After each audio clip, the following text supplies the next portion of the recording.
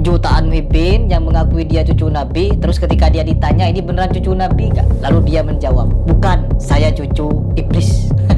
Ini beneran cucu Nabi, bukan, anak cucu iblis.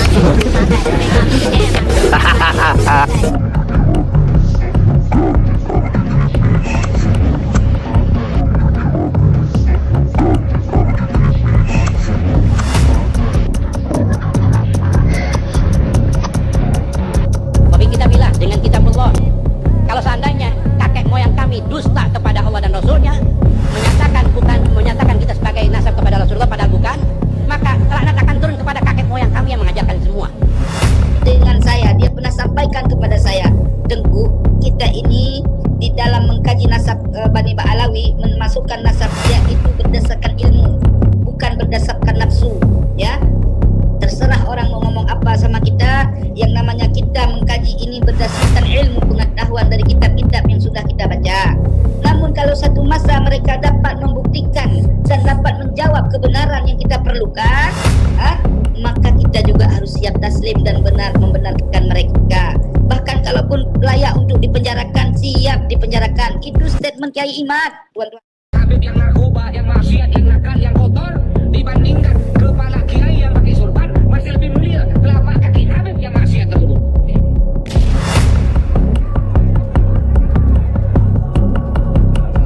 Mengenai kiai sebenarnya Nabi Syarifah, saya beri kiai asmana, tetapi asmana tai.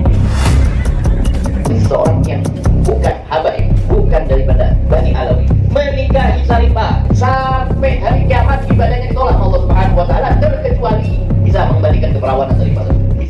Mengutip sana sini, kitab sana dan lain sebagainya, itu sebetulnya tidak bisa dibenarkan secara ilmu pengetahuan. Kenapa tidak bisa dibenarkan? Ya harus diverifikasi dulu untuk bisa menjadi kebenaran faktual. Kalau tidak bisa diverifikasi, kutipan-kutipan itu tidak bisa dibenarkan. Nah, kalau itu menjadi dasar, maka sebetulnya sama-sama ada kelemahan baik yang pro maupun yang kontra. Yang pro misalnya memang lebih masyhur, lebih dia menjalani kehidupan itu sendiri. Silsilah nasab itu menjadi bagian hidup mereka. Bahkan mereka mengawalnya gitu ya. Tapi kritik-kritik ini juga sifatnya spontan, ada di luar kelompok itu gitu. Baik kritik yang terdahulu maupun yang akhir-akhir ini, itu kritiknya adalah sifatnya sama, ya misalnya Tahdhibul Ansab dan lain sebagainya, kitab-kitab yang disebut oleh Kiai Imad. Itu ya kritiknya adalah memang mereka adalah pada umumnya adalah orang yang di luar itu, gitu. Tapi yang masyhur, maka kemudian karena memang yang dari Yaman ini banyak yang Sunni, ya, tapi juga ada yang Syiah juga. Para habaib itu juga ada yang Ahlus Sunnah wal Jamaah, tapi ada yang Syiah juga, tapi Syiahnya memang dekat antara dengan yang Sunni gitu ya. Karena Syiah mereka itu adalah Zaidi sebetulnya. Nah, Zaidi ini berbeda dengan Syiah yang ada di Iran itu. Bahkan gurunya banyaklah guru-guru Sunni itu yang memang ada yang Mu'tazilah ya. Ada yang Mu'tazilah gitu ya, tapi berguru kepada Sunni, dan yang Sunni berguru kepada Mu'tazilah, dan Syiah Zaidi ini pada umum. Zaid bin Ali itu adalah berguru kepada Wasil bin Atha. Nah, memang ada kedekatan gitu ya. Nah, itulah yang barangkali secara metodologis memang perlu didalami lagi. Sejarah misalnya, kalau disebut sejarah itu jangan hanya dianggap sebagai cerita gitu ya.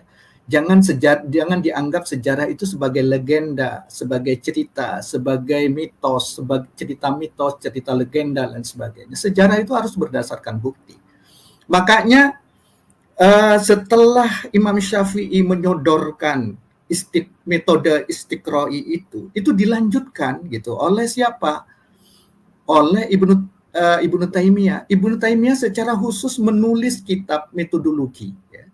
Metodologi yang itu adalah sangat terkait dengan ilmu pengetahuan modern. Namanya Ar-Raddu 'alal Mantiqiyyin. Ya.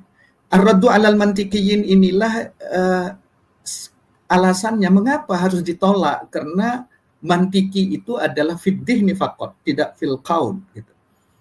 Bahkan oleh ini dianggapnya menghalangi orang untuk memahami fakta senyatanya gitu. Nah, itulah yang kemudian fil qaul inilah yang kemudian dari Imam Syafi'i diteruskan oleh Ibnu Taimiyah, diteruskan lagi oleh Ibnu Khaldun. Ibnu Khaldun juga dengan tegas mengatakan bahwa sejarah itu bukan sekedar cerita gitu. Nah, di sini kelemahan umat Islam itu adalah karena tidak ada penerusnya dari metodologi ini gitu loh. Metodologi ini tidak